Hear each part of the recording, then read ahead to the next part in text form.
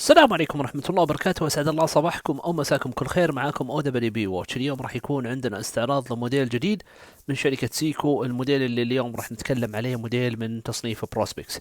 طبعا الموديل اللي اليوم احنا جالسين نشوفه مع بعض وراح نستعرضه مع بعض هو موديل اير دايفر. راح يكون غطس 200 متر تحت المويه.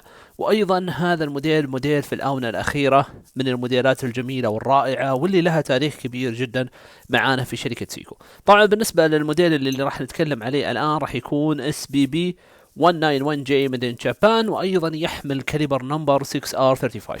بالنسبه طبعا لهذا الموديل، بالنسبه للماكينه المستخدمه عندنا راح تكون 6R35. راح تكون مانيوال وايندنج وسيلف وايندنج، بتكون بتعبئه يدويه وايضا عن طريق الحركه. بالاضافه طبعا الى الباور ريزيرف الخاصه بهذه الساعه راح يكون 70 ساعه باور ريزيرف. طبعا بالنسبه ايضا للاكيوس او للدقه راح تكون معانا من 15 الى 25 ماينس بلس. ايضا بالنسبه لهذه الساعه راح يكون فيها هاكينج انتي شوك سيستم، وايضا راح يكون عندنا الساعه اوتوماتيكيه بيور. طبعا احنا جالسين نتكلم على ساعة دايفر من الساعات الجميلة، وايضا من التفاصيل الرائعة اللي موجودة فيها. طبعا بالنسبة لهذه الساعة ايضا تحمل المعدن المستخدم في هذه الساعة راح يكون تيتانيوم، وراح يكون التيتانيوم المستخدم سوبر تيتانيوم، وايضا مرشوش عليه اللي هو بي في دي سوبر سوبر هارد كوتينج، بحيث راح يعطينا ايضا ميزة إضافية بهذه الساعة أنه راح تكون المعدن المستخدم مقاوم للخدش بنسبة 60%. بالإضافة طبعا إلى أن البيزل اللي راح يكون موجود هنا معنا راح يكون تيتانيوم. عادة أغلب الشركات أو حتى شركة سيكو بالنسبة للبيزل يكون عادة سيراميك أو ستانستين او على سبيل المثال الومنيوم. هنا راح يكون معانا من نفس الكيس راح يكون تيتانيوم، وايضا راح يكون الزجاج المستخدم في هذه الساعه راح يكون توب سفاير كريستال، وايضا انتي ريفلكتنج كوتنج بحيث يعطينا الصفاوه والوضوح مثل ما احنا شايفين.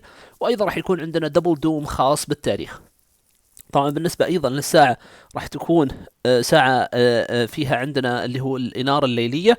طبعا الإنارة الليلية بتكون مخصصة طبعا للغطس، وراح يكون في الإندكس وأيضا في الهاندز الخاصة بالدقائق والساعات. أيضا بالنسبة لهذه الساعة راح تكون مثل ما قلنا من قبل اير دايفر كساعة غطس، وطبعا مختوم من الخلف مثل ما احنا شايفين اللي هو ختم الدايفر. ايضا الساعة مغلقة. طبعا الساعة مغلقة بسبب شيء واحد الا وهو ضغط الموية على اساس ما يتسرب داخل الساعة. وايضا كمقاس للمينا راح يكون عندنا 43.5. وايضا بالنسبة للثكنس راح يكون عفوا 13.3. وايضا لللق تلق اللي هو الكيس كامل او الهول كيس بيكون من فوق لتحت 51 مليمتر. وايضا راح يكون مثل ما احنا شايفين وزن الساعة مع التيتانيوم مع تفاصيل الستراب. طبعا الستراب هذا راح يكون معمول ك 50% رابر و50% سيليكون على اساس يعطينا الخفه، وايضا يعطينا الفلكسبل انها تكون فيها مرونه اكثر. طبعا وزن الساعه هنا راح يكون 99 جرام بسبب طبعا الخفه اللي احنا راح نواجهها. طبعا مثل ما احنا شايفين ايضا في الساعه راح تكون ساعه جدا جميله، نقدر ان احنا نستخدمها ككاجوال، نقدر نستخدمها سبورتي. الساعة جدا رائعة. وأيضا للساعات الغطاسين المحترفين اللي حابين يمتلكون هذه الساعة، أنا ممكن أي ريكومند على هذه الساعة لأنها فعلا ساعة مميزة، ونقدر نقول عليها ساعة فيها تفاصيل جدا جميلة. أيضا إحنا جالسين نتكلم على ساعة تراديشنال راح تكون أبيض وأسود مثل ما إحنا شايفين. راح يكون الكيس رائع جدا مثل ما احنا شايفين، وزن الساعة وحجم الساعة وأيضا أرضية المينا ممتازة. هي ساعة كلاسيكية في المقام الأول، ولكن اللي عاجبني فيها أكثر من هذه الساعة اللي هو التفاصيل البسيطة اللي دائما موجودة في ساعات الغطس، وهذا دائما اللي احنا نتكلم عليه. طبعا بالنسبة للكيس مثل ما احنا شايفين البرش، نشوف مع بعض اللي هو التفاصيل الخاصة بالكيس معمولة بحرفية عالية جدا. طبعا احنا جالسين نتكلم على ساعة يابانية، اذا راح نشوف الحرفية وراح نشوف التفاصيل الجميلة. طبعا الكرام راح يكون محفور بطريقة عادية، ما راح يكون محفور عليه لا حرف الاس ولا ايضا لا حرف الاس ولا ايضا اللي هو الستان ستيل، ولا ايضا راح يكون محفور عليه شعار الشركة البروسبكس اكس. وايضا هنا مثل ما قلنا الكيس باك راح يكون مغلق ومحفور عليه بيانات الساعة وتفاصيلها.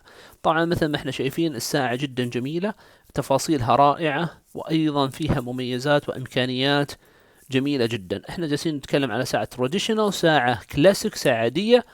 إذا أنت جالس تتكلم على أجمل ساعة، هي ساعة سيكو بروسبكس. سيكو بروسبكس في الآونة الأخيرة صار في تنوع بالنسبة للموديلات، منها هذا الموديل، وراح نستعرض موديلات ثانية في الأيام القادمة.